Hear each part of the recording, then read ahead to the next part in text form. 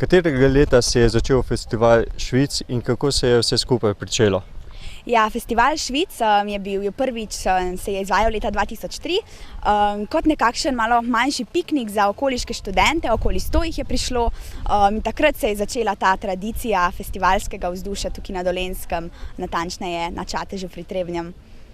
Vmes je šel malo na pavzo, kako to? Tako je, ker so začeli naši organizatorji bivši dobivati redne službe, čim več obveznosti, ki pa jim na žalost niso več dopuščale prostega časa, da bi organizirali festival v takšnem obsegu, v kakršnem se dela Švic. Kot vsako leto ste tudi letos pripravili zelo pester program dogajanja, tako dnevni kot nočni. Kaj je v letošnjem letu?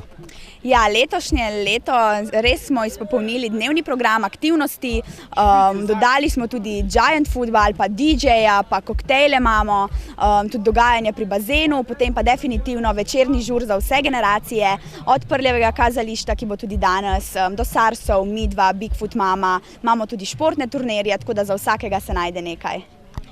Kaj lahko obiskovalci pričakujejo v naslednjih letih, se vidimo? Ja, definitivno se vidimo in nadaljujemo tradicijo našega festivala Švic. Ste prvič na festivalu Švic? Ne, zdaj že četrtič, se mi zdi. Slišim, da ste malo brez glasa, na slabem glasu. Kako to? Ja, muzika je na glas, pa žuramo. Pa glas gre.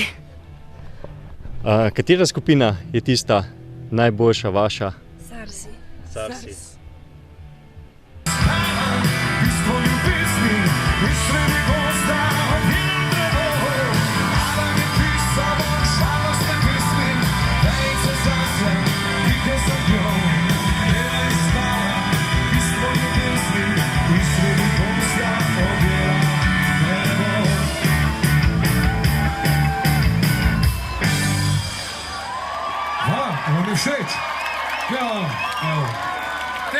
Ali ste prvič na tem festivalu?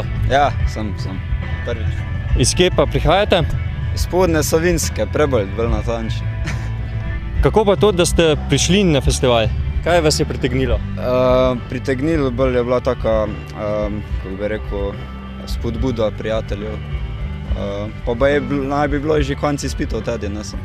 Smo videli, da še ni konec izpitov. Kako pa z programom? Ste se kaj udeležili, športne aktivnosti, glasbene? Kaj vam je všeč? Kaj vam je ostalo v spominu?